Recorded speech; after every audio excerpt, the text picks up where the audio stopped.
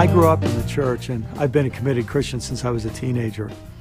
Not only that, but I served as a church planter and a pastor for 24 years. But in spite of all that, I have a confession to make. Sometimes when I hear people speak about God, I feel like an atheist. The God they speak of, I just don't believe in.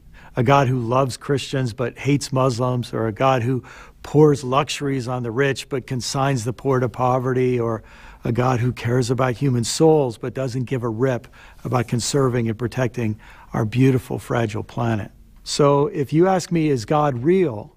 I first have to ask which God we're talking about, and what do you mean by God?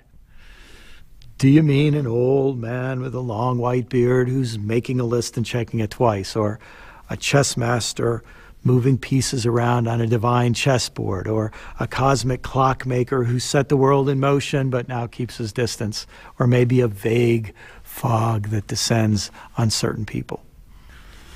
When we ask if God is real, we also have to ask what we mean by real. Is God real the same way a physical object like a frying pan or a toaster or a cinder block is real? Or is God real the way love or freedom or hope is real? Or maybe God is real in a way we can't actually conceptualize but can only imagine. Now, I think that word imagine is central to speaking about God, because whenever we speak of God, we compare God to things we know, and those things become images for God. So we might use physical or functional images for God, imaging God as a rock or a shield or a fortress, or we might use personal and relational images for God, like a mother, father, friend, or king. Or we might use mysterious images of power and wonder for God, like water or fire or wind or light. We have no way to speak or even think about God apart from images like these. In fact, the idea of the Trinity, so central to traditional Christian understandings of God, takes a great deal of imagination.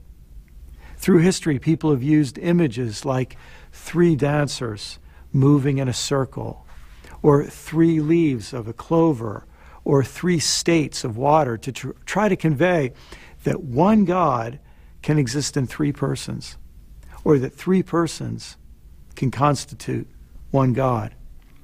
But our use of images for God puts us in a constant struggle, because if we aren't careful, we over-identify God with the image itself. So, for example, we might speak of God as king, but do we actually mean God is a literal king sitting on a literal throne upon his own literal gluteus maximus? Or if we speak of Jesus sitting at God's right hand, do we think God has 2 literal hands, left and right? If we speak of God's voice, do we think God has literal vocal cords that vibrate with literal breath expelled from literal lungs that breathe literal oxygen? I mean, when you begin to face these complexities, you realize why Christian thinkers and mystics have created 2 technical terms to describe 2 ways of thinking and speaking about God. In the cataphatic tradition, we emphasize that our images and words really can help us to conceive of God and relate to God. It means that we can talk about God. But in the apophatic tradition, we remind ourselves that God can never be reduced to images or contained by words. It means that reverent, loving silence is sometimes the most eloquent form of theology. When we hold these 2 traditions in proper balance, we keep seeking God, reaching out to God, and relating to God, always remembering that God can never be fully grasped in hand or captured in a box or stuffed into the hip pocket of our tiny little minds.